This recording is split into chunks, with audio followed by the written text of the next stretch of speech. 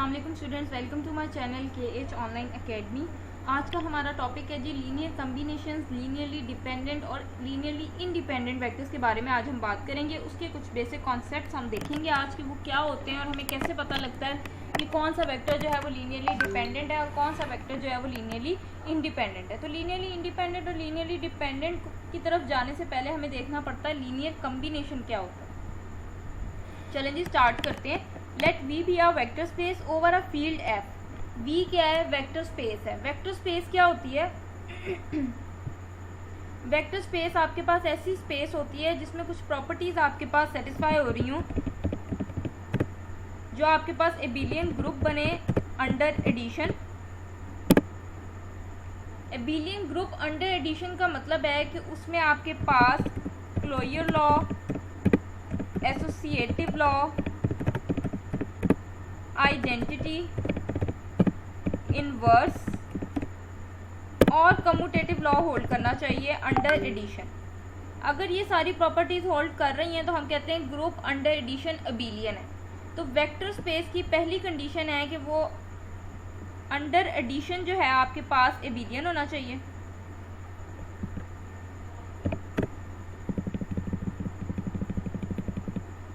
दूसरी प्रॉपर्टी हमारे पास होती है कि आप दो स्केलर्स उठा लें, उसको आप अपने वेक्टर से मल्टीप्लाई कर दें, या स्केलर्स को अलग अलग आप वेक्टर से मल्टीप्लाई कर दो, आंसर सेम आना चाहिए। तीसरी प्रॉपर्टी आपके पास ये होती है कि आप एक स्केलर ले लो और दो वेक्टर्स ले लो, दो वेक्टर्स को ऐड करके स्केलर से मल्टीप्लाई कर लो, या स्केलर को अलग अलग वेक्टर से मल्टीप्लाई करके ऐड अप कर लो, तो भी आपके पास जो है रिजल्ट सेम रहे। चौथी प्रॉपर्टी आपके पास होती है कि आप अपने वेक्टर को एक स्केलर से मल्टीप्लाई करें, फिर उसको दूसरे स्केलर से मल्टीप्लाई कर लें, या आप दोनों स्केलर्स को मल्टीप्लाई करके उसको आप अपने वेक्टर से मल्टीप्लाई कर लो, रिजल्ट आपके पास सेम रहे। और लास्ट वन प्रॉपर्टी आपके पास है कि आप 1 को अपने वेक्टर v से मल्टीप्लाई करो तो आंसर जो है वो v ही आना चाहिए, यानी कि मल्टीप्लिकेटिव आइडेंटिटी जो है वो भी होल्ड करनी चाहिए। अगर ये 5 प्रॉपर्टीज़ आपके पास होल्ड करती हैं तो उस स्पेस को हम वेक्टर स्पेस कहते हैं। ये आपका अलग से एक टॉपिक है, लेकिन यहाँ पे मैंने थोड़ा सा रिकॉल कर दिया कि वेक्टर स्पेस क्या होती है। v आपके पास एक वेक्टर स्पेस है ओवर अ फील्ड है। अब फील्ड क्या है? फील्ड आपके पास है जो इसमें 11 प्रॉपर्टीज़ जो है वो होल्ड करती हैं। 11 प्रॉपर्टीज़ कैसे? Closure law, associative law, identity, inverse, commutative law. Under addition भी होल्ड करने चाहिए, अंदर मल्टीप्लिकेशन भी होल्ड करने चाहिए। तो ये कितनी हो गई? 1 2 3 4 5 अंडर एडिशन हो गई, 5 के अंदर मल्टीप्लिकेशन हो गई, टोटल 10 प्रॉपर्टीज़ हो गई। और अगर डिस्ट्रीब्यूटिव लॉ भी होल्ड कर जाए तो ये टोटल 11 प्रॉपर्टीज़ हो जाती हैं। और ऐसा जिसमें आपकी 11 प्रॉपर्टीज़ सेटिस्फाई हो रही हैं उसको हम कहते हैं फील्ड। ठीक है, V आपके पास वेक्टर स्पेस है over a field F and V1 V2 up to so on Vm belongs to V। वो कह रहा है उस वेक्टर स्पेस में से वो जो आपकी बड़ी सारी एक वेक्टर स्पेस V है, जैसे आप ले लो कि रियल नंबर्स आपके पास एक वेक्टर स्पेस है, उसमें से आप कुछ उठा लो एलिमेंट्स। इस वेक्टर स्पेस V में से आप एलिमेंट्स उठा लें V1 V2 up to so on Vm। तो आप अगर इस वेक्टर V को इस शक्ल में लिखने में कामयाब हो जाएं तो इसको कहते हैं लीनियर कम्बिनेशन ऑफ वेक्टर्स। ये शक्ल क्या है कि आप हर वेक्टर को, मैंने इसमें से V1 V2 से लेकर Vm तक वेक्टर्स उठाए हैं, अगर मैं इन तमाम वेक्टर्स को किसी स्केलर से मल्टीप्लाई करके, डिफरेंट स्केलर्स होने चाहिए। V1 को अगर आपने A1 से मल्टीप्लाई किया तो V2 को A2 से करना है। A1 A2 का क्या मतलब है कि A1 डिफरेंट है, A2 डिफरेंट है। आप ABCDEFG भी लिख सकते हैं। ठीक है, हर वेक्टर को आप किसी स्केलर से मल्टीप्लाई करो, उसको आप एडअप कर दो, तो उस कम्बिनेशन को आप कहते हो कि ये लीनियर कम्बिनेशन है। ये लीनियर कम्बिनेशन है आपके पास वेक्टर V का। यहाँ पे लिखा है जी where AI belongs to F। AI का क्या मतलब है? I यहाँ पे कहाँ से कहाँ तक है? I आपका है जी 1 से लेकर M तक। ठीक है, 1 से लेकर M तक का क्या मतलब है? A1 A2 A3 up to so on AM। M तक ही आपने स्केलर्स लिए हैं ना। तो ए आई जो हैं जितने भी आपके स्केलर्स हैं वो सारे के सारे आपके बिलोंग करते हैं आपकी फील्ड में से, और ये जितने भी आप वेक्टर्स उठाते हो वो सारे के सारे आपके बिलोंग करते हैं आपकी वेक्टर स्पेस वी में से। हर वेक्टर को आपने अपनी वेक्टर स्पेस में से जितने भी वेक्टर्स उठाए उन सबको आप स्केलर से मल्टीप्लाई करो, हर वेक्टर को डिफरेंट स्केलर से मल्टीप्लाई करके उनको आप एड अप करो, उसको हम कहते हैं कि ये आपके पास लीनियर कॉम्बिनेशन है इन वेक्टर्स का। अब हम चलते हैं जी लीनियरली डिपेंडेंट क्या होता है और लीनियरली इंडिपेंडेंट क्या होता है। लीनियरली डिपेंडेंट वेक्टर्स आपके पास क्या हैं कि V आपके पास एक वेक्टर स्पेस है ओवर द फील्ड F, उस वेक्टर स्पेस में से आपने V1 V2 से लेकर Vm तक कुछ वेक्टर्स उठा लिए हैं, वो वेक्टर्स लीनियरली डिपेंडेंट कहलाएंगे आपकी फील्ड के ऊपर अगर, ठीक है, V be a vector space over the field F, the vectors V1 V2 up to so on Vm belongs to V are said to be linearly dependent over F if, वो linearly dependent कहलाएंगे आपकी field पर अगर आपने ये जो linear combination बनाया है इसका आंसर 0 आ रहा हो लेकिन आपके तमाम ए आई 0 ना आ रहे हो। तमाम ए आई 0 ना आ रहे हो का क्या मतलब है कि आपका A1 A2 up to so on AM जो है वो सारे के सारे 0 ना हो, कोई एक आधा हो जाए खैर है, लेकिन सारे के सारे 0 नहीं होने चाहिए। अगर आपके सारे के सारे स्केलर्स जो आपकी फील्ड में से बिलोंग कर रहे हैं वो 0 नहीं होते तो इस लीनियर कॉम्बिनेशन को हम बोलते हैं कि ये लीनियरली डिपेंडेंट है। और लीनियरली इंडिपेंडेंट क्या है कि जी let V be a vector space over the field F, V आपके पास एक वेक्टर स्पेस है ओवर द फील्ड F, आपके पास वेक्टर्स V1 V2 से लेकर Vm तक जो हैं वो आपने उठाए हैं अपनी वेक्टर स्पेस V में से, वो लीनियरली इंडिपेंडेंट कहलाएंगे। Okay, here is a mistake, ये लीनियरली इंडिपेंडेंट कहलाएंगे इफ, अगर आपने वो जो लीनियर कॉम्बिनेशन लिखा है वो 0 की इक्वल आ रहा हो लेकिन आपके तमाम ए आईज जो हैं वो सारे के सारे 0, अगर सारे के सारे ए आईज यानी कि आपका A1 A2 up to so on AM सारे के सारे 0 हो जाते हैं तो आपकी वेक्टर स्पेस लीनियरली इंडिपेंडेंट कहलाती है। और अगर वो सारे के सारे 0 नहीं हो रहे तो इसका मतलब है आपकी वेक्टर स्पेस जो है वो लीनियरली डिपेंडेंट है। अब इस हवाले से कुछ एग्जांपल्स देख लेते हैं ताकि आपको मजीद क्लियर हो जाए। Show that the vectors 1 0 0 0 1 0 0 0 1 belonging to R cube, R cube से बिलोंग कर रहे हैं। R cube से क्यों बिलोंग कर रहे हैं? R cube का मतलब है कि उसमें 3 एलिमेंट्स हैं। R का मतलब होता है 1 एलिमेंट है, R स्क्वायर का मतलब है कि उसमें 2 एलिमेंट्स हैं, R cube का मतलब है उसमें 3 एलिमेंट्स हैं।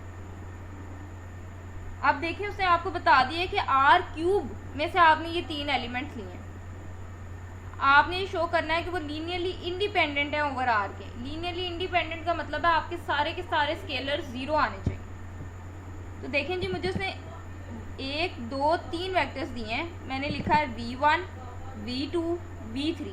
अब आप देख सकते हो कि आपने ये 3 वेक्टर्स उठाए हैं, V1 V2 V3, ये 3 वेक्टर्स उठाए हैं। ये 3 के 3 वेक्टर्स आपके जो हैं वो बिलोंग कर रहे हैं आपकी वेक्टर स्पेस R3 में से, ठीक है। यहाँ पे आपकी वेक्टर स्पेस क्या है? वेक्टर स्पेस आपकी यहाँ पे R3 है। इस R3 में से उसने 3 वेक्टर्स उठाए हैं, V1 V2 और V3। ये मैंने नाम दे दिया, 1 0 0 को V1 कह दिया, 0 1 0 को V2 कह दिया, 0 0 1 को V3 कह दिया। आपने ये शो करना है कि वो लीनियरली इंडिपेंडेंट है ओवर R। डेफिनेशन में आपने देखा था कि वो लीनियरली इंडिपेंडेंट होने चाहिए ओवर F। इसका मतलब आपकी फील्ड क्या है? आपकी फील्ड यहाँ पे है सेट ऑफ रियल नंबर्स। ठीक हो गया? ये जी मैंने लिख दिया V1 V2 V3, 3 मेरे पास वेक्टर्स हैं। उन 3 वेक्टर्स को मैंने 3 स्केलर से साथ मल्टीप्लाई करना है और उसको मैंने 0 के इक्वल रखना है। अब याद रहे कि जब आपने वेक्टर्स उठाए हैं तो ये जो 0 है ये भी आपके पास एक वेक्टर है। अब R3 में से अगर उठाए हैं तो इसका मतलब 0 किस तरह का वेक्टर है, उसमें भी 3 एलिमेंट्स पड़े होंगे। तो यहाँ पे आप देख सकते हैं एंड पे आके मैंने 0 की जगह 0 0 0 लिख दिया है। वो इसीलिए लिखा है कि जब आप लीनियर कॉम्बिनेशन को 0 के इक्वल रखते हैं, आप जब वेक्टर्स की बात कर रहे हैं तो वो जो 0 है वो भी आपका वेक्टर है। अगर आप R3 की बात करें, आपके V1 में 3 एलिमेंट्स हैं, आपके V2 में 3 एलिमेंट्स हैं, आपके V3 में 3 एलिमेंट्स हैं, तो ये जो आपका 0 वेक्टर पड़ा है इसमें भी 3 ही एलिमेंट्स होंगे। V1 की जगह मैंने उसकी वैल्यू पुट कर दी, V2 की जगह उसकी वैल्यू पुट कर दी, V3 की जगह उसकी वैल्यू पुट कर दी। अब इस A1 को जब मैं अंदर मल्टीप्लाई करूंगी, A1 1 से मल्टीप्लाई होगा A1 0 से मल्टीप्लाई होगा 0, A1 0 से मल्टीप्लाई होगा 0, A2 0 से मल्टीप्लाई होगा 0, A2 0 से मल्टीप्लाई होगा 0, A2 1 से मल्टीप्लाई होगा, आपके पास आ जाएगा A2, और A2 अगेन 0 से मल्टीप्लाई होगा तो आपके पास आ जाएगा 0। ठीक है जी, इसको भी ठीक कर लेते हैं। ये आपके पास यहाँ पे 0 है और यहाँ पे आपके पास है A2। इसी तरह A3 0 से मल्टीप्लाई होगा 0, A3 0 से मल्टीप्लाई होगा 0, A3 1 से मल्टीप्लाई होगा तो आपके पास A3 आ जाएगा। अब आपको पता है कि ऑर्डर्ड पेयर्स को हम किस तरह प्लस करते हैं। ये 2 3 लिखा हुआ है आपके पास और प्लस करना है इसमें 4 5। कैसे प्लस करते हैं? x वाले में x वाला प्लस करते हैं, y वाले में y वाला कोऑर्डिनेट प्लस करते हैं। ठीक है, बिल्कुल इसी तरह आपने पहले वाले में पहले वाले प्लस करने हैं, दूसरे वाले में दूसरे वाले, तीसरे वाले में तीसरे वाले। देखिए आप R3 की बात करें तो इसमें आपके पास टोटल 3 एलिमेंट्स होते हैं x y z।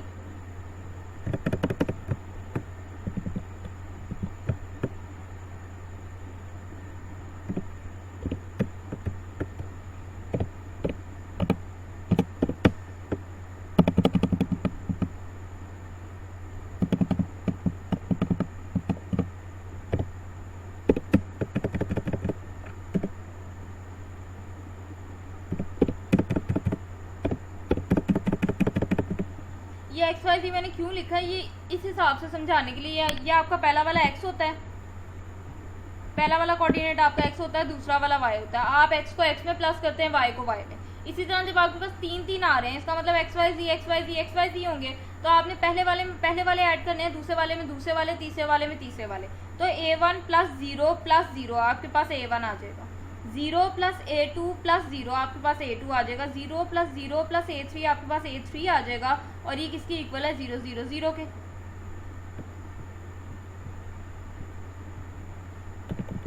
अब आप कंपेयर करो, A1 आपके पास इक्वल है 0 के, A2 भी इक्वल आ रहा है 0 के, A3 भी इक्वल आ रहा है 0 के। आपके A1 A2 A3 तीनों 0 आ गए। इसका मतलब गिवन वेक्टर्स जो हैं आपके लीनियरली इंडिपेंडेंट है ओवर R। अब आप देख सकते हो कि ये A1 क्या है, आंसर 0 आ रहा है। 0 क्या है? एक स्केलर है। 0 एक स्केलर है, स्केलर है इसका मतलब फील्ड में से बिलोंग करेगा, और फील्ड आपकी क्या थी? Set of real numbers. तो क्या सेट ऑफ रियल नंबर्स में 0 नहीं आता? सेट ऑफ रियल नंबर्स में 0 शामिल है। तो ये आपके A1 A2 A3 जो हैं वो आपके जो हैं स्केलर्स हैं, और वो किस में बिलोंग कर रहे हैं? आपकी फील्ड में। और आपकी फील्ड यहाँ पे क्या है? सेट ऑफ रियल नंबर्स है। और क्योंकि तीनों स्केलर 0 आ गए, इसलिए आपके जो गिवन वेक्टर्स थे वो क्या है? लीनियरली इंडिपेंडेंट है।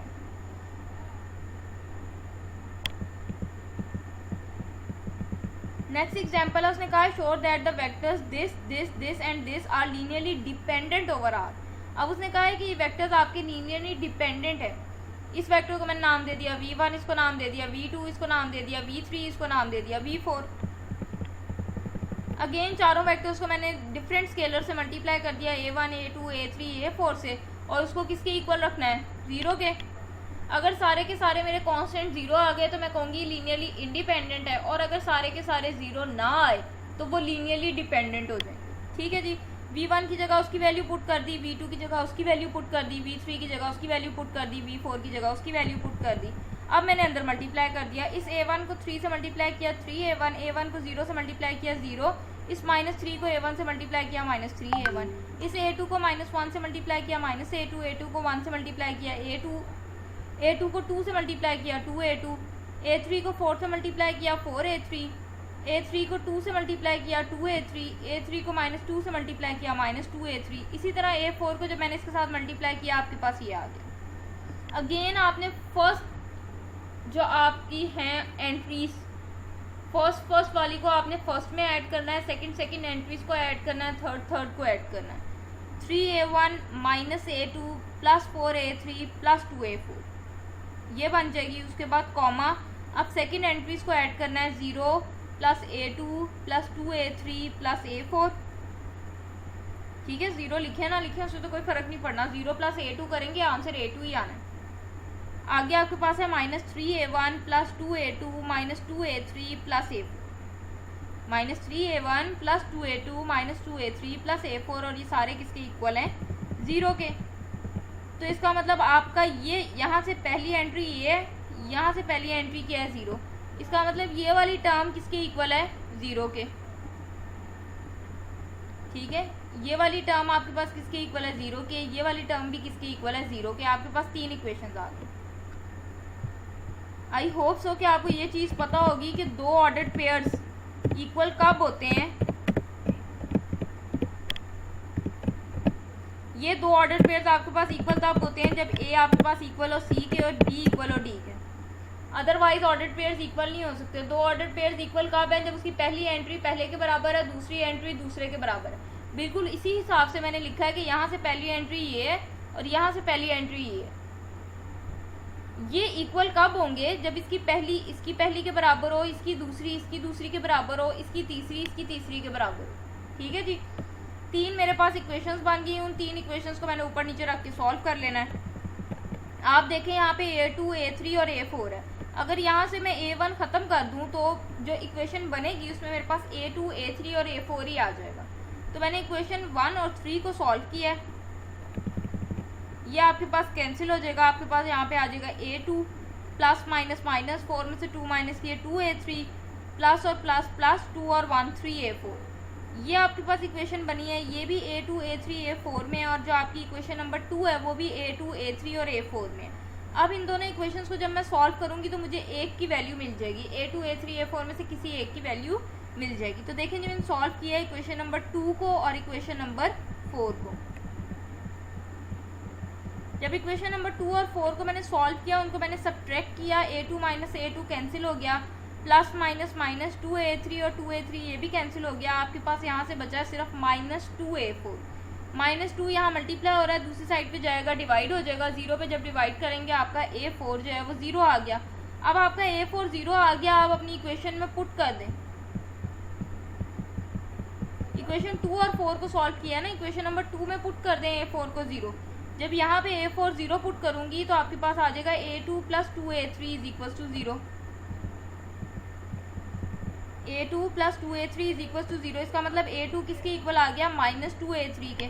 अब मेरे पास a2 की वैल्यू भी आ गई -2a3 है, a4 की वैल्यू भी आ गई 0 है। उन दोनों वैल्यूज़ को मैंने इक्वेशन नंबर 1 में पुट कर दिया। तो ये लिखी है मैंने इक्वेशन नंबर 1। यहाँ a2 की जगह मैंने पुट कर दी उसकी वैल्यू -2a3 प्लस 4a3 वैसे ही, और यहाँ a4 की जगह मैंने पुट कर दिया 0। ये आ गया जी 3a1 minus minus plus 2a3 plus 4a3, 2 को 0 से मल्टीप्लाई किया, ये आ गया 0। 4 प्लस 2, ये भी a3 है, ये भी a3 है, ये प्लस हो जाएंगे। ये नहीं प्लस हो सकता क्योंकि ये a1 है। लाइक टर्म्स ऐड होती हैं, अनलाइक टर्म्स ऐड नहीं होती। 4 प्लस 2 आपके पास आ जाएगा 6a3। 6 यहाँ प्लस हो रहा है, इधर आएगा माइनस हो जाएगा। 6a3 यहाँ प्लस हो रहा था, इधर आया माइनस हो गया। ये 3 यहाँ मल्टीप्लाई हो रहा है, इधर आके जब डिवाइड होगा तो आपके पास आ जाएगा -2a3। अब आपने देखा आपका a1 भी a3 पे डिपेंड कर रहा है, आपका a2 भी a3 पे डिपेंड कर रहा है ना, किसी वैल्यू पे आंसर 0 नहीं आया। आपका सिर्फ a4 0 आया, बाकी ना a2 0 आया ना a1 0 आया। वो a2 भी a3 पे डिपेंड कर रहा है, a1 भी a3 पे डिपेंड कर रहा है। मैं a3 को जितनी मर्जी वैल्यूज़ देती जाऊँ, स्केलर्स है ना, मैं इसको 2 रख लूँ, 4 रख लूँ, 6 रख लूँ, मेरा a2 बदलता जाएगा। तो ये आपके जो वेक्टर्स हैं a2 और a3, क्योंकि वो a3 पे डिपेंड कर रहे हैं और ये नॉन जीरोज़ हैं, इसलिए आपके गिवन वेक्टर्स जो हैं वो लीनियरली डिपेंडेंट हैं। नेक्स्ट है जी हमारे पास example number 19।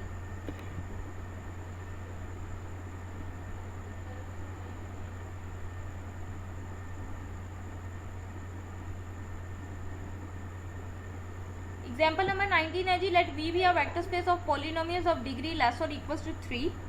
Determine the vectors. एक वेक्टर उसने अब आपको ये दिया हुआ है, पोलिनोमियल की शक्ल में दिया हुआ है, डिग्री लेस और इक्वल टू 3। उसने क्यों लिखा है?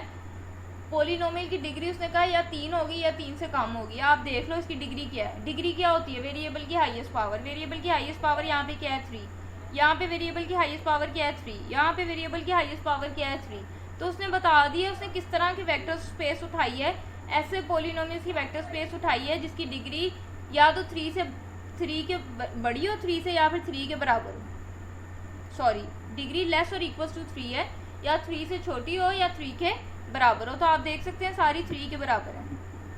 Belonging to P3 of x, P3 of x क्यों लिखा है?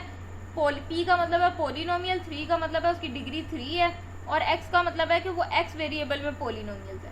आर लीनियरली इंडिपेंडेंट, आपने शो करना है कि जी ये लीनियरली इंडिपेंडेंट है। 3 मुझे वेक्टर्स दिए हुए, एक ये है, एक मेरे पास ये है और एक ये है। मैंने तीनों वेक्टर्स को नाम दे दिया v1 v2 v3, उसको अगेन मैंने स्केलर से मल्टीप्लाई कर लिया। a v1 plus b v2 plus c v3 is equal to 0। v1 की जगह उसकी वैल्यू पुट कर दी, v2 की जगह उसकी वैल्यू पुट कर दी, v3 की जगह उसकी वैल्यू पुट कर दी। a को अंदर मैंने हर टर्म के साथ मल्टीप्लाई कर दिया, आप देख सकते हैं। इसी तरह इस b को मैंने अंदर हर टर्म के साथ मल्टीप्लाई कर दिया है, और c को भी मैंने अंदर हर टर्म के साथ मल्टीप्लाई कर दिया। अब ये सारे ऐड अप हो रहे हैं। आपको पता है कि एक्स क्यूब वाली टर्म्स ने एक्स क्यूब में ऐड होना है, एक्स स्क्वायर वाली टर्म्स ने एक्स स्क्वायर में ऐड होना है, एक्स वाली टर्म्स ने एक्स में ऐड होना है, और कांस्टेंट टर्म्स जो है आपकी वो ऐड अप होना है। मैंने बिल्कुल इसी तरह लिखा है, ये एक्स क्यूब है प्लस बी एक्स क्यूब है प्लस 2c एक्स क्यूब है। एक्स क्यूब वाली ये टर्म्स है मेरी, 3a एक्स स्क्वायर है माइनस बी एक्स स्क्वायर है माइनस 4c एक्स स्क्वायर है, इन टर्म्स ने ऐड होना है। 5ax plus 8bx plus 9cx in terms ने ऐड होना है, और उसके बाद कांस्टेंट है मेरी a plus 2b plus 5c in terms ने ऐड होना है। अब यहाँ से मुझे पता है x की पावर 3 कॉमन आ रहा है, वो मैंने कॉमन कर लिया, अंदर क्या बचेगा a plus b plus 2c। यहाँ से मैंने एक्स स्क्वायर कॉमन कर लिया, अंदर क्या बचेगा minus 3a minus b minus 4c।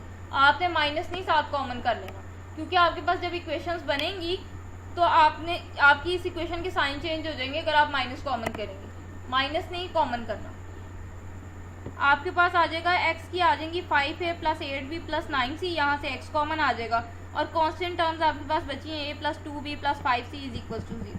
अब अगर आप देखो कॉफिशिएंट कंपेयर करो एक्स क्यूब का दोनों साइड पे, लेफ्ट साइड पे एक्स क्यूब का कॉफिशिएंट ये है, राइट साइड पे एक्स क्यूब है ही नहीं, तो उसका कॉफिशिएंट क्या हो जाएगा 0।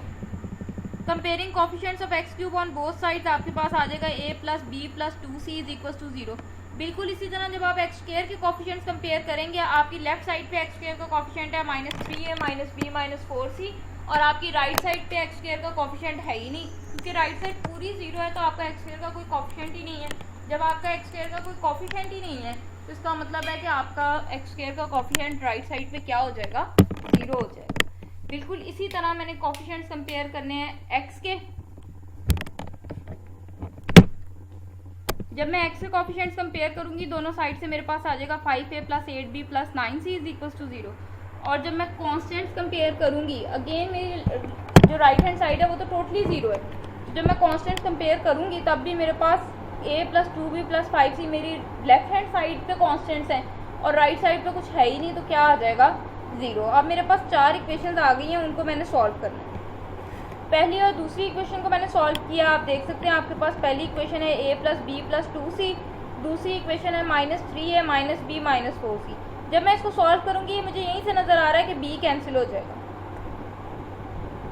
b कैंसिल हो जाएगा, आपके पास आ जाएगा minus 2a minus 2c is equal to 0। अब आप देखो कि जब मैंने पहली दो में से b कैंसिल किया है, तो मैंने तीसरी चौथी में से भी b ही कैंसिल करना है। क्यों b कैंसिल करना है? ताकि वो इक्वेशन भी मेरी a और c में आ जाए। वो इक्वेशन भी अगर मेरी a और c में आ जाएगी तो मुझे इजी हो जाएगा कि a और c वाली इक्वेशंस को मैं सॉल्व कर लूँ और वहाँ से a या c की वैल्यू निकाल। ठीक है, तो अब मैंने नेक्स्ट सॉल्व करनी है अपनी इक्वेशन नंबर 3 और इक्वेशन नंबर 4। अब मैंने b वाली कैंसिल करनी है। यहाँ b का कॉफिशिएंट 8 है, यहाँ b का कॉफिशिएंट 2 है, तो b का कॉफिशिएंट 8 कैसे बनेगा? इस इक्वेशन को मैं 4 से मल्टीप्लाई कर दूँ।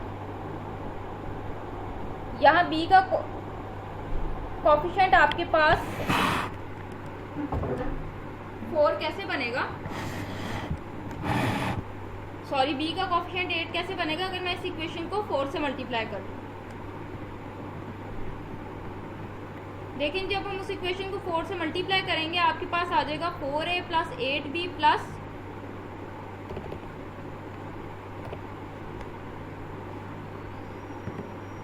20c। ये आपके पास कैंसिल हो गया, 5 में से आपने 4 माइनस किया, आपके पास आ गया a, और 20 में से जब आप 9 निकालेंगे आपके पास आ जाएगा 11। ठीक है, एक इक्वेशन आपके पास आई है a माइनस 11c, एक इक्वेशन आपके पास आई है a minus 11c is equal to 0 और दूसरी इक्वेशन आपके पास आई है minus 2a minus 2c is equal to 0।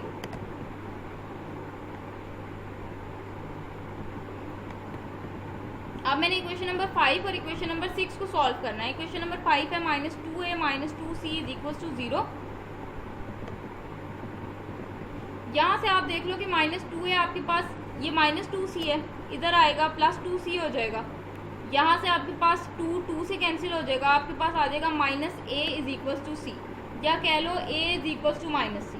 ठीक है, यहाँ सेपरेटली भी लिख देती हूँ। आपके पास है minus 2a is equals to 2c। ठीक है, ये यहाँ माइनस हो रहा है, उधर जाएगा प्लस हो जाएगा। उसके बाद आपका 2 से कैंसिल हो जाएगा, आपके पास आ जाएगा minus a is equals to c. बेशक ऐसे लिख लें, बेशक आप ऐसे लिख लें, एक ही बात है। a is equal to minus c, a आपका माइनस सी के बराबर है। अब आप यहाँ पे ज़रा वैल्यू पुट करो, a किसके बराबर है, माइनस सी के। माइनस 11c साथ वैसे ही इज इक्वल टू 0। ये माइनस सी और माइनस 11c आपके पास क्या बन गया, minus 12c is equal to 0। तो यहाँ से c की वैल्यू क्या आ गई, 0। माइनस 12 यहाँ मल्टीप्लाई हो रहा है, इधर आएगा डिवाइड हो जाएगा, c 0। अगर आपका c 0 है तो फिर आपका a भी क्या हो गया, आप देख सकते हैं। अगर आपका c 0 है तो आपका a भी क्या हो गया, 0। a भी 0 हो गया, c भी 0 हो गया। a और c की वैल्यू आप अपनी किसी भी इक्वेशन में पुट कर लें। a भी 0 है, c भी 0 है, तो आपका b भी क्या हो जाएगा, 0 हो जाएगा। a भी 0 है, c भी 0 है। जब 3 0 से मल्टीप्लाई होगा 0, 4 0 से मल्टीप्लाई होगा 0, तो यहाँ से आपका b भी क्या हो जाएगा, 0। आप किसी भी इक्वेशन में a और c की वैल्यू पुट कर लें, आपके आंसर तीनों 0 आएंगे। a भी 0 है, b भी 0 है, c भी 0 है, तो ये वेक्टर्स आपके पास क्या हो जाएंगे, लीनियरली इंडिपेंडेंट हो जाएंगे।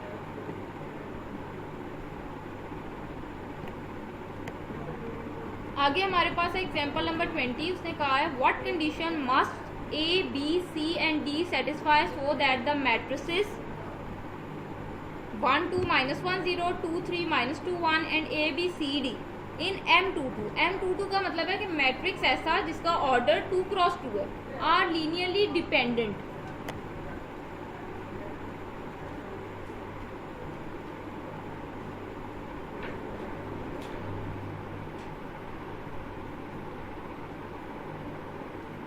देखिए जी, यहाँ पे उसने कहा है कि आपने वो कंडीशन बतानी है, ए बी सी डी, ये ए बी सी डी है। वो कह रहे हैं ए बी सी डी पे आपने वो कंडीशन बतानी है जिसकी वजह से आपका ये जो मैट्रिसेस हैं ये लीनियरली डिपेंडेंट हो जाए। आपने वो कंडीशन बतानी है, ठीक है। यानी कि आपने in short a b c d की वैल्यूज़ निकालनी है। मैंने लिखा है मैट्रिसेस, उसने कहा लीनियरली डिपेंडेंट है, ठीक है। उसने बता दिया कि लीनियरली डिपेंडेंट होने चाहिए। आपने सिर्फ वो कंडीशन बतानी है ए बी सी डी की जिसपे वो लीनियरली डिपेंडेंट बनते हों। अगर वो लीनियरली डिपेंडेंट हैं तो इसका मतलब आपके पास ऐसे स्केलर्स एग्जिस्ट करेंगे जो सारे के सारे क्या हों, नॉट ज़ीरो, ठीक है। लीनियरली डिपेंडेंट कब होता है कि जब सारे के सारे कॉन्स्टेंट्स आपके ज़ीरो ना हो। अब उसने क्योंकि यहाँ a b c d use कर लिया हुआ है तो मैंने जो स्केलर्स लिए मैंने C1 C2 C3 ले लिए। उसके बाद क्या करते हैं, हर वेक्टर को आप अपने स्केलर से मल्टीप्लाई करते हैं। अब यहाँ वेक्टर की जगह उसने क्या दे दिया, मैट्रिक्स। मैंने हर मैट्रिक्स को अपने स्केलर से मल्टीप्लाई कर दिया। उसको आप हर वेक्टर को स्केलर से मल्टीप्लाई करके उसको 0 के बराबर रखते थे, ठीक है। अब हर मैट्रिक्स को स्केलर से मल्टीप्लाई करके उनको ऐड अप करके मैंने 0 के बराबर रखना है। जब आप 0 वेक्टर ले रहे होते हैं, जब आपको वेक्टर्स गिवन है तो आप राइट साइड पे 0 वेक्टर लेते हैं। जब आपको मैट्रिसेस गिवन है आपने राइट साइड पे 0 का मैट्रिक्स लेना है, ठीक है। तो ये मैंने नल मैट्रिक्स ले लिया 0 0 0 0। उसके बाद आपको पता है C1 को मैंने हर एंट्री से मल्टीप्लाई कर दिया, C2 को हर एंट्री से मल्टीप्लाई कर दिया, C3 को हर एंट्री से मल्टीप्लाई कर दिया। आपको पता है कि इसको हम ऐड कैसे करते हैं, C1 प्लस 2C2 प्लस AC3, 2C1 plus 3C2 plus BC3 minus C1 minus 2C2 plus C3 0 plus C2 plus DC3 is equal to 0 0 0। अब आपको पता है कि दो मैट्रिसेस इक्वल हैं, इसका मतलब है कि उनकी कोरस्पॉन्डिंग एंट्रीज भी इक्वल है। इसका मतलब ये वाली एंट्री इक्वल है 0 के, ये वाली एंट्री भी इक्वल है 0 के, ये वाली एंट्री भी इक्वल है 0 के, और ये जो आपकी फोर्थ एंट्री है ये भी इक्वल है 0 के। तो ये आपके पास अगेन 4 इक्वेशंस आ गई। अब मैंने इन 4 इक्वेशंस में से ए बी सी डी की वैल्यू निकालनी है। अब मसला ये है कि आप इसको सिमल्टेनियसली सॉल्व नहीं कर सकते। क्यों? क्योंकि इसमें C1 C2 C3 भी कॉन्स्टेंट्स हैं, उसके अलावा ABCD भी कॉन्स्टेंट्स आ रहे हैं। ठीक है, तो इसको मैंने मैट्रिक्स की शक्ल में लिखा है। मैट्रिक्स की शक्ल में कैसे लिखा है, पहले मैंने C1 के लिखे हैं कोफिशिएंट। C1 का कोफिशिएंट क्या है, 1 है, 2 है, -1 है, और यहाँ पे है ही नहीं, इसका मतलब 0 है। आप देख सकते हैं 1 है, 2 है, -1 है, 0 है। इसी तरह मैंने C2 के कोफिशिएंट्स लिखे हैं 2, 3, -2, 1, 2, 3, -2 और 1। उसके बाद मैंने C3 के लिखे हैं, C3 के ABCD हैं। ठीक है जी, अब इसको मैंने सॉल्व करना है। इसको सॉल्व करने से पहले एक छोटी सी चीज़ आप समझ लें, system of m homogeneous linear equations. Homogeneous linear equations, homogeneous linear equations क्या होती है? लीनियर इक्वेशन का मतलब है कि किसी की भी आपके पास जो पावर है वो 1 से एक्सीड ना करे। आप देख सकते हो C1 की पावर 1 ही है, C2 की भी 1 है, C3 की भी 1, सबकी पावर आपके पास 1 है। कोई भी आपके पास ऐसा वेरिएबल नहीं है जिसकी पावर आपके पास 1 से ज़्यादा एक्सीड करे। ठीक है, तो ये लीनियर इक्वेशन है। होमोजीनियस क्यों है? होमोजीनियस वो इक्वेशंस होती हैं जिनकी right hand side 0, right hand side 0 है, इसका मतलब है कि ये आपके पास लीनियर होमोजीनियस इक्वेशंस है। उसने कहा है कि जब आपके पास लीनियर होमोजीनियस इक्वेशंस हो n वेरिएबल्स में, n वेरिएबल्स का मतलब है उसमें जितने वेरिएबल्स यूज हो रहे हैं वो n हो। आपके कितने वेरिएबल्स यूज हो रहे हैं? C1 C2 C3, ABCD आपके अब वेरिएबल्स नहीं है। अच्छा, मुझे कैसे पता चला? देखो आपके पास लिखा होती है, अगर इक्वेशन लिखी हुई है 2x1, चले 2x कर लें, प्लस 3y प्लस AZ,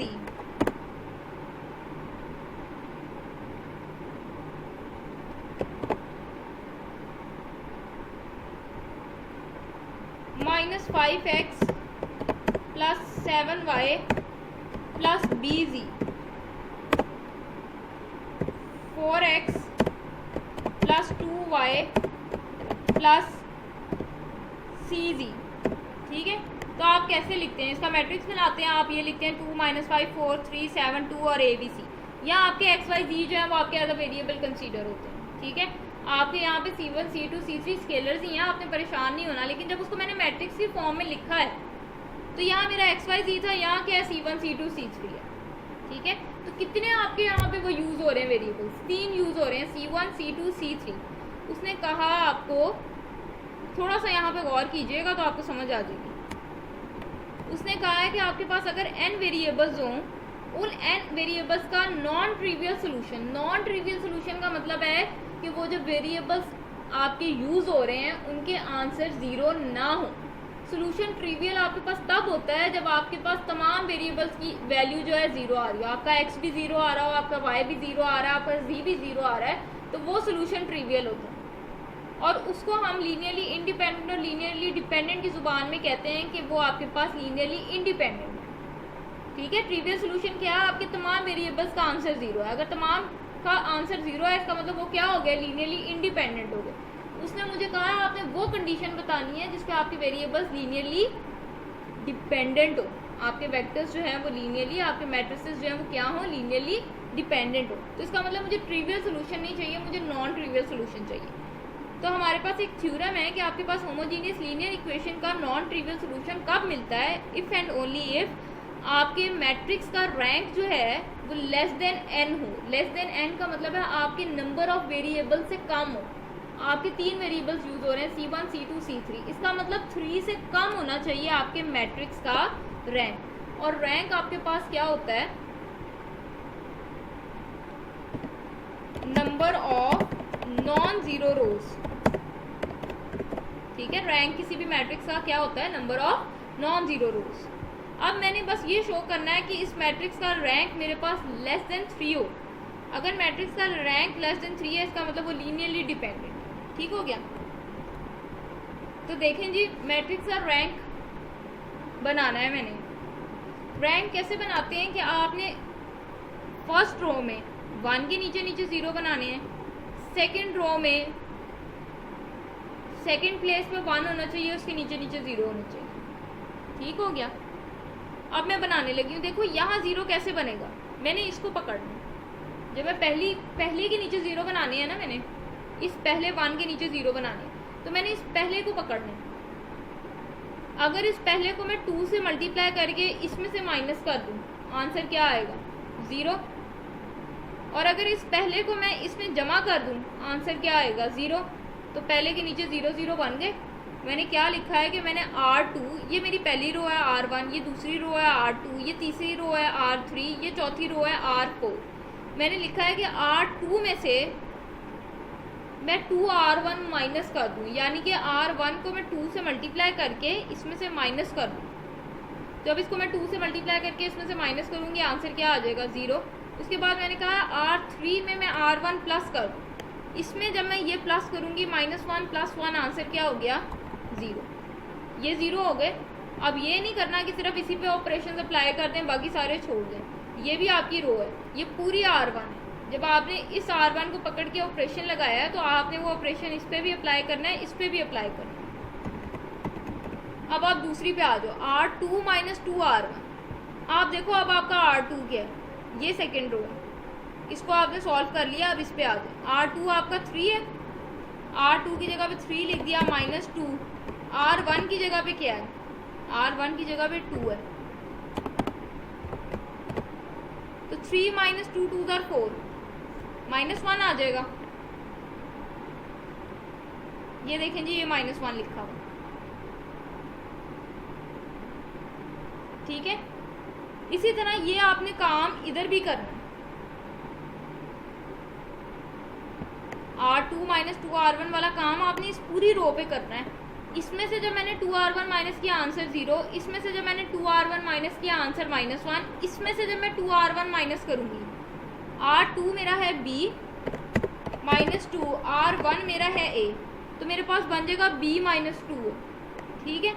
इसी तरह जब मैं R3 में R1 प्लस करूँगी, ये पूरी R3 है, ये पूरी R1। R3 में जब R1 प्लस करूँगी, -3 + 1, आंसर यहाँ पे 0 बन जाएगा।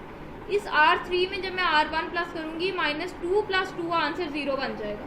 और इस R3 में जब मैं R1 प्लस करूँगी, तो मेरे पास आ जाएगा C + A। तो देखें जी, मैंने बिल्कुल वैसे ही लिख दिया, 0 0 C + A 0 1 D। अब मैंने आपको बताया था कि डायगोनल एंट्रीज के नीचे 0s होने चाहिए, ठीक है। डायगोनल एंट्रीज आपकी 1 होनी चाहिए, उसके नीचे 0 होने चाहिए। ये 0 आ रहा है, मैंने ये 0 बनाना है, तो ये 0 कैसे बनेगा? अब आपने ध्यान रखना है, R1 की पहली एंट्री 1, R2 की दूसरी एंट्री 1। अब मैंने इसको पकड़ के इसके नीचे 0 बनाना है, तो R4 में मैं अगर ये जमा कर दूं, तो आंसर क्या आएगा? 0 आ जाएगा। तो मैंने लिखा R4 में मैंने अब R2 प्लस करना है। ये R4 है, इसमें मैंने R2 प्लस करना है। ये R4 है, इसमें 0 में 0 प्लस किया, 0 ही रहना। 1 में -1 प्लस किया, 0 हो गया। D में B - 2A प्लस करूँगी, तो वो आ जाएगा D + B - 2A। अब देखो, आपके पास मैट्रिक्स का रैंक क्या होना चाहिए? 3 से कम। 3 से कम होने का मतलब है आपके पास सिर्फ 2 नॉन जीरो रोज हैं। 3 से कम होने का क्या मतलब है? 2 रैंक। मैट्रिक्स का रैंक 2 कब होगा? रैंक क्या है कि आपके पास number of non zero rows जो हैं, वो आपके मैट्रिक्स का रैंक होता है। अब नॉन जीरो, ये भी नॉन जीरो रो है, ये भी नॉन जीरो है, ये भी नॉन जीरो है, ये भी नॉन जीरो है, मेरे मैट्रिक्स का रैंक 4 आ रहा है। उसने मुझे बोला है कि आपने वो कंडीशन बतानी है जिसपे वो लीनियरली डिपेंडेंट बनते हों। लीनियरली डिपेंडेंट सिर्फ तब बनेंगे जब मेरे मैट्रिक्स का रैंक 3 से कम हो। 3 से कम हो यानी कि 2 हो, कम से कम 2 हो। तो मैंने लिखा है कि मैट्रिक्स का रैंक मेरे पास 2 होगा। कब? जब ये दोनों रोज पूरी की पूरी 0 हो जाए। ये दो एंट्री 0 हैं, ये दोनों एंट्रीज भी 0 हो जाए, तो मेरे पास सिर्फ 2 नॉन जीरो रोज बचेंगी। ठीक है, 2 नॉन जीरो रोज बचेंगी, इसका मतलब मेरे मैट्रिक्स का रैंक 2 हो जाएगा। और जब मेरे मैट्रिक्स का रैंक मेरे नंबर ऑफ वेरिएबल से कम हो जाए, तो वो मैट्रिक्स मेरा नॉन ट्रिवियल सोल्यूशन देता है। नॉन ट्रिवियल सोल्यूशन का मतलब है कि उसमें आपके जितने भी वेरिएबल्स यूज हो रहे हैं उनके आंसर सारों के 0 नहीं है। ठीक है, तो मैंने लिखा कि मुझे ये 2 एंट्रीज भी लाजमी 0 चाहिए। मैंने लिखा है मैट्रिक्स का रैंक 2 होगा अगर मेरा C + A भी 0 हो और D + B - 2A भी 0 हो। ये 0 है। अब आप मुझे खुद बताएं, ये वाली चीज़ जीरो के ये जीरो है, इसका ध्यान रखिएगा। ये वाली चीज़ जीरो कब बनेगी? अगर डी मेरा 1 हो, बी मेरा 1 हो, ए मेरा 1 हो, 1 + 1 2, 2 - 2 0 आ गया। तो उसने लिखा है कि रिक्वायर्ड कंडीशन, आपने वो कंडीशन निकालनी थी। तो कंडीशन आपके पास क्या है कि आपका ए बी डी सारे के सारे क्या हो, 1 हो, तभी आपकी ये वाली चीज़ ज़ीरो बन गई। ये वाली तो ज़ीरो बन गई। ए बी डी सारे के सारे क्या है, 1 है। अब यहाँ ए को 1 पुट करो तो सी की वैल्यू क्या आ जाएगी, -1। तो आपकी रिक्वायर्ड कंडीशन क्या है कि ए बी डी आपके 1 हो और सी आपका -1 हो, तो आपको जो गिवन मैट्रिसेस का उसने सेट दिया हुआ है वो आपका लीनियरली डिपेंडेंट होता है। उसके बाद आप लोगों की थोड़ी सी कंसेप्चुअल डिस्कशन के लिए मैंने ए बी सी डी की वैल्यूज पुट कर दी। यहाँ आपका था ए, यहाँ था बी, यहाँ था सी और यहाँ पे था डी। ए 1 था तो खाली C3 रह गया, बी भी 1 है, खाली C3 रह गया। सी आपका -1 था तो यहाँ -C3 आ गया, डी भी आपका 1 था तो यहाँ पे C3 आ गया। अब आप इन चारों इक्वेशंस को सॉल्व करके देख लो, आपकी वैल्यूज एक दूसरे पे डिपेंड करेंगी। पहले चौथी को देख लो, C2 = -C3 आ जाएगा। इसका मतलब C2 किस पे डिपेंड कर रहा है, -C3 पे। इसकी वैल्यू को पुट कर दो, ये C2 की वैल्यू 1 में पुट कर लो, 2 में पुट कर लो, बेशक 3 में पुट कर लो। मैंने 1 में पुट की, जब 1 में पुट करूँगी C2 की वैल्यू यहाँ -C3 आ जाएगी। C2 - C3 की इक्वल है, इसको मैंने 1 में पुट किया, मेरे पास C1 - 2C3 + C3 आ गया। ये दोनों सॉल्व हो जाएंगे, C1 - C3 आ गया। आप देखो C1 भी C3 पे डिपेंड कर रहा है, C2 भी C3 पे डिपेंड कर रहा है, ये लीनियरली डिपेंडेंट हो रहे हैं। इसी तरह मैंने इसको इक्वेशन नंबर 2 में भी पुट करके दिखा दिया, C1 C3 पे डिपेंड कर रहा है। आप इक्वेशन नंबर 3 में भी पुट करके देख लो, C1 C3 पे डिपेंड करेगा, C1 भी C3 पे डिपेंड कर रहा है, C2 भी C3 पे डिपेंड कर रहा है और मुझे C3 की वैल्यू नहीं मिल रही। मतलब मैं C3 को कुछ भी रख लूँ, वो C1 भी उस पर डिपेंड कर रहा है, C2 भी उस पर डिपेंड कर रहा है, तो ये मेरे लीनियरली डिपेंडेंट वेक्टर्स हैं। जब मेरा A1 हो, B1 हो, D1 हो और C-1 हो, सिर्फ कंडीशन आपने निकालनी थी, यानी कि ABCD की आपने वैल्यू निकालनी थी इस क्वेश्चन में। नेक्स्ट है जी हमारा क्वेश्चन नंबर, एग्जाम्पल नंबर 21 है। Let V be the vector space of all functions defined on R2R। ठीक है, आपकी वेक्टर स्पेस है, आपने चेक करना है वेक्टर्स उसने किस तरह के दिए हैं। एक वेक्टर 2 दे दिया, एक 4 sin² x दे दिया, एक cos² x दे दिया। अब देखो उसने ऊपर ही बता दिया है कि V आपके पास वेक्टर स्पेस है from R to R। R का मतलब है कि उसमें एक ही एलिमेंट पड़ा होगा, R2 का मतलब होता है उसमें 2 एलिमेंट्स हैं, R3 का मतलब होता है 3, R2 का मतलब है एक ही एलिमेंट है। आप देख सकते हो इस वेक्टर में भी एक एलिमेंट पड़ा है, इस वेक्टर में भी एक एलिमेंट पड़ा है, इस वेक्टर में भी एक एलिमेंट पड़ा है। मैंने पहले की तरह इनको नाम दे दिया V1 V2 V3, उसको स्केलर से मल्टीप्लाई कर दिया। अब मेरे पास स्केलर 3 है, 3 इक्वेशंस होंगी तो ABC की वैल्यू निकलेगी। इक्वेशन तो मेरे पास सिर्फ एक है, ठीक है। यहाँ मैंने V1 V2 V3 की वैल्यू पुट कर दी, मेरे पास एक इक्वेशन बन गई। मुझे इक्वेशंस कम से कम 3 चाहिए। जितने आपने अननोन फाइंड करने उतनी ही इक्वेशंस होंगी तो अननोन फाइंड होगी। अब आप एक सिंपल सी बात के साथ इसको करते हैं। जब आपका x 1 होता है, वहां पे आपका y क्या होता है, 0। ऐसे ही है ना, जब आप x एक्सिस की बात करते हैं वहां आपका y क्या होता है, 0। जब आप y एक्सिस की बात कर रहे हैं वहां पे आपका x क्या होना है, 0। या एक कंडीशन ऐसी होती है कि आपके पास दोनों इक्वल टू 1 हो जाए।